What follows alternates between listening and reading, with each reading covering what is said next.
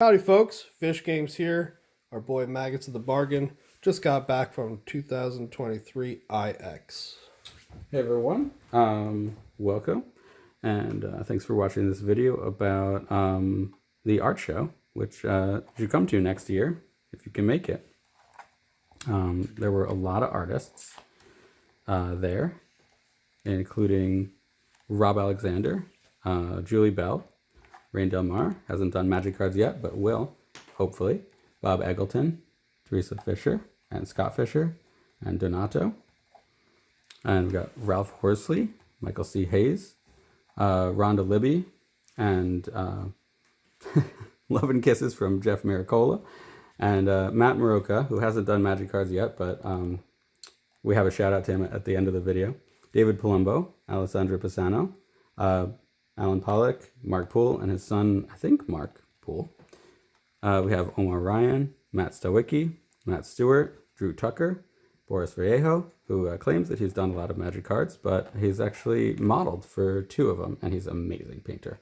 Jeremy Wilson, Mark Zug, and a special surprise appearance from Brian Wackowitz, which I forgot to bring any cards to get signed by him, but it was great to meet him. His other name is Mutt, M-U-T-T. He has a store in Philadelphia. There was an evening showcase that, if you happen to be in Reading, Pennsylvania, is free, where Christopher Burdett and Liz Danforth and Ben Hill were, and Margaret Organ Keene, and all of these other artists. Most of the artists there are not Magic the Gathering artists, but they are all good enough to be. So here is the full splash page of Brian Mark Taylor's cityscape that's kind of like Fifth Element and Blade Runner inspired. For the cards. Here's a bunch of Manamorphos by Jeff Maricola and his Fire Spout, and I'll go through these a little bit more quickly. But this is just a page of stuff we got signed. And the cards I usually get signed are ones that I want to use in a commander deck, and so I'll get a play set if I want to use them in like a more standard deck. We got a play set of Frantic Search. Basically, this was me in high school looking through my collection before I learned how to actually sort magic cards so that I could find things, and it's just like this totally captures the feeling of magic at the time. So I have a special place for this painting. I did not have a Shield of Kaldra, but I will get one and see if I can get him to like have the head on top and the sword and the shield and sort of do an altar on all 3 cards. That'll be fun.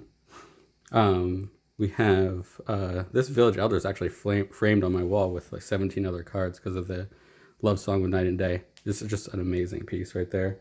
And the Spore Frogs. We always love the Spore Frogs. Yeah, Spore Frogs are great. And this is actually my commander that I just lost a game with for the first time today. It's the first time I played that commander deck, in fact.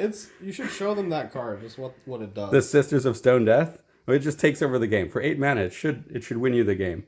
But you have to untap with it and then attack and then steal all your opponent's creatures. It is a ridiculous card. You only get one opponent's board state at a time, so that's a limitation.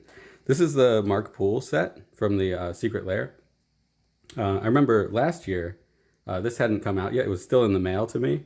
And right after I got back from the show, these arrived. So that was it was good to get them signed this time. We got all 4 seasons of the Urza's Tower. Those are great. These guys. Next year, I'm going to get mine done. That's a good idea. If I can find black border ones, that'd be even better. Now this is a really special piece. This is Omar Ryan. I'm going to bring it a little bit closer to the camera so you can see it. How's that? This is a sketch he did of a painting that he had on the wall. I didn't quite have the extra $12,000 budget to buy the actual painting, but he did a sketch of it for me on the back of an artist proof of one of my favorite cards and my favorite art for one of my favorite cards, Laboratory Maniac. And see, she has the goggles on her head because she's the lab man's daughter right there. The original painting did not have goggles on her head. So that was something I added as an art director. And he was like, you thanks to you, I'm not doing any more sketches today because, like, look at that fine detail there. He's just this amazing artist. I mean, they all are. Oh, best Karn by far. Fight me. Is the Karn Silver Golem in the right deck. And then we have the Hymn to Turok, my favorite art on the hymns, Liz Danforth. We got the mind warp. I asked her to sign it in sort of a spiral. A lot of hymns. Oh my god. Yeah, I got a lot of people out of Magic in high school playing this Hymn to Turok. So you can see all that edge wear. That's me playing it against opponent. And okay, so there's a story about this. This body in the back is actually the first time she's seen a dead body, and Liz. This is sort of a self-portrait of her grief over seeing this dead body. So that's the story behind that. Oh, and this was done. This spiral was done before there were computers that could automatically do this. So what she did is she did the painting, and then she made a grid, and she actually used math to make it into a spiral. So that was geometry and math. I asked her to do her signature in a spiral, but she was like, no, it was hard enough to do it for this. I'm afraid I'll mess it up. So this is, you can't quite see it, but it says on the card,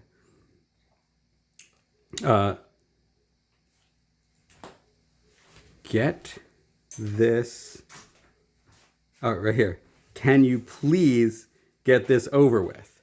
Because when she was doing, this was a photograph taken by Douglas Schuler, and the woman in the photograph, he said, do a profile, do a like straight face, and then the woman was impatient, and she asked Douglas Schuler, can you please get this over with? And that's the time he snapped the photo. And so I thought Liz Danforth, knowing what the woman was saying in the photo, that's what she's saying. That's what the Fraley supplicant is saying. Can you please get this over with?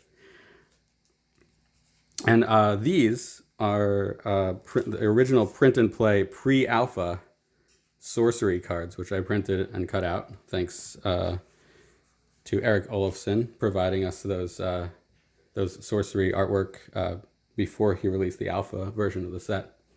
So this is the Mycosynth Gardens.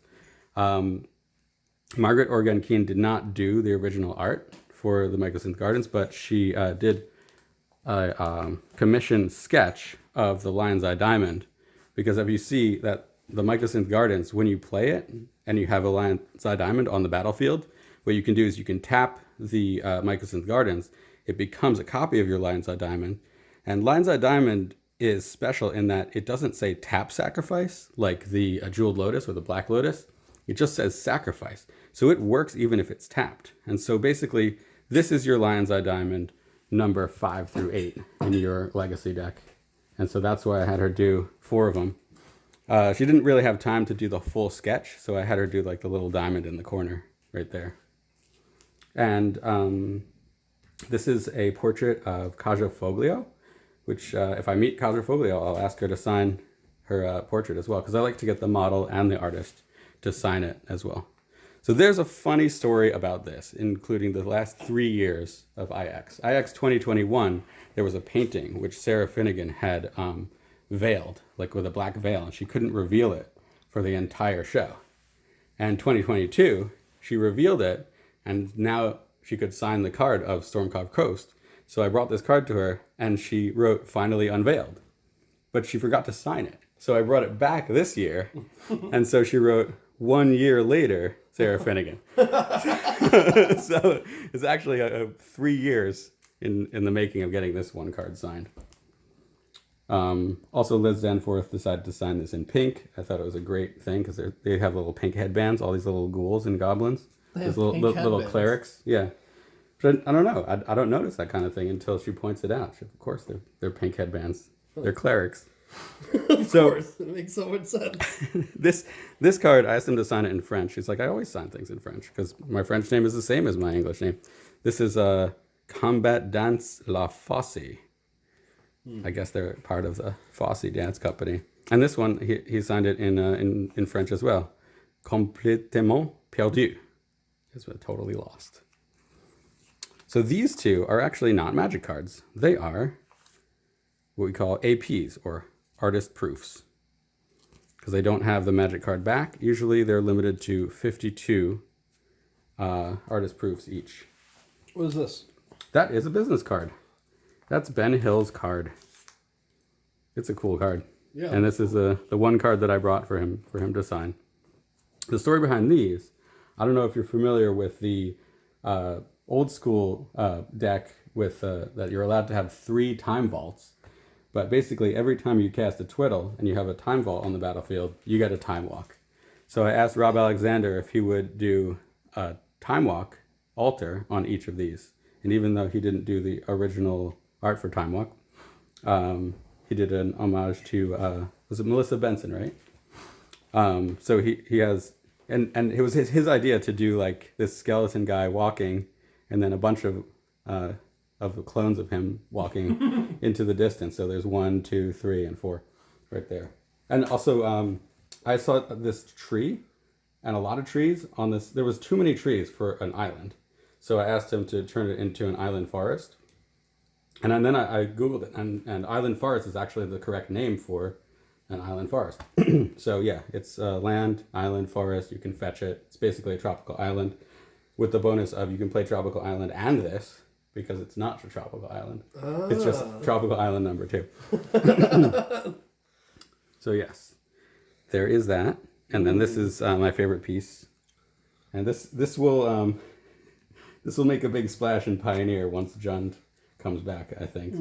Yeah. 4/2 haste. And this is some of my favorite art. It's like this Japanese forest by Rob Alexander. Why is this your favorite art? I mean, it looks cool. Of hers? Yeah. She hasn't done that many. Okay. Gotcha. This is her business card right there. That's With evidently she likes it as well. Yeah. So this is nice. Jeff A. Menges, and he signed a bunch of sorcery pre-alpha prints here as well. They're not a limited printing, but I didn't print that many, and I don't think many people printed a lot. And he also did add an Oaken Shield, which this is funny. It has like a little bite out of it. You can see the back. I don't know if you can see that.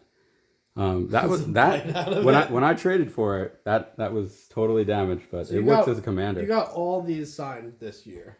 Yes, everything in the binder I got signed this year. I feel like you should talk about the previous 3 years you've gone. So the other 2 years I've gotten lots of cards signed as well. So it's great fun to meet all the artists. What do you think is the most expensive card you've gotten signed at the moment?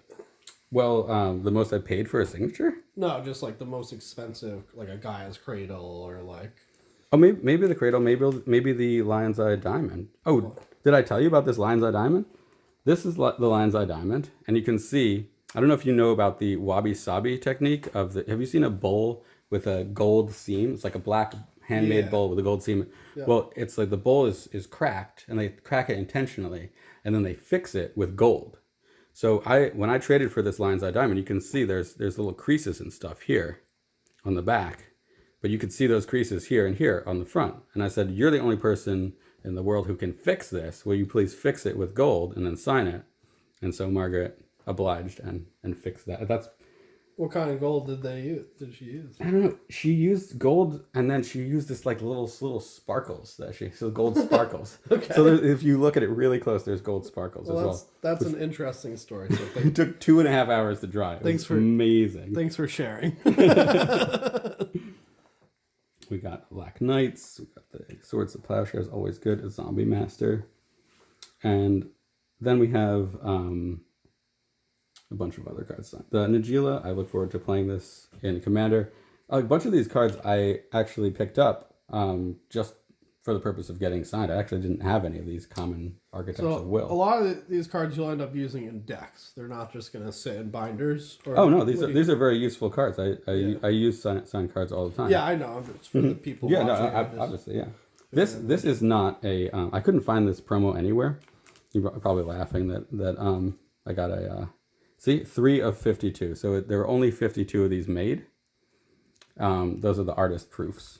And so if you find a magic card with a blank back, it's not necessarily a counterfeit. It is probably an artist proof. Probably. Most likely. And these are Command Tower. They're very useful, so I brought a whole stack of them to sign. Yep. And I finally got my Relentless Dead right there. And then we have some more Scott Fisher's signatures. And this, I realized, I put it on my want list, but I realized I already had it in my binder, so I didn't have to go get that. And this is a very special shout out to Matt Moroka, my favorite Eldrazi artist, even though Wizards of the Coast has not approached him yet to paint Eldrazi. What are you waiting for? Go to Ix 2024. If there's an agent for Wizards of the Coast, go to Matt's booth and ask him, please, will you do a Secret Lair Eldrazi and then a whole Return to Zendikar set for us? Because look at this painting. He makes the most amazing Elder Gods ever. The scale on this painting, I don't know if you can see it, but if you see it on the wall, you'll see that it's it can even be what is it called? When you have a card that is it triggers once after you draw. It's called a saga.